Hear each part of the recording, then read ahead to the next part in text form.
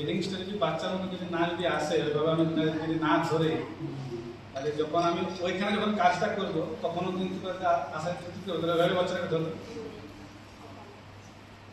কি করে চোখটা নুয়ে গেল? দেখুন দুটো বুড়া আঙুল দেখুন, কারণ এভাবে আমি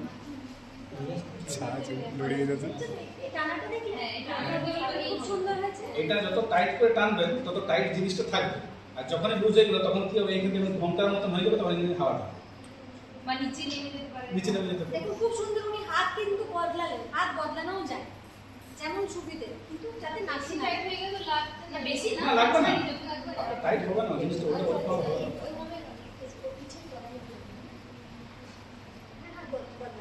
যাতে বাচ্চার কোনো অসুবিধে না হয়, নাকে না লাগে, কোনো চাপ না লাগে। ঠিক আছে, চাদরের মতো উপর থেকে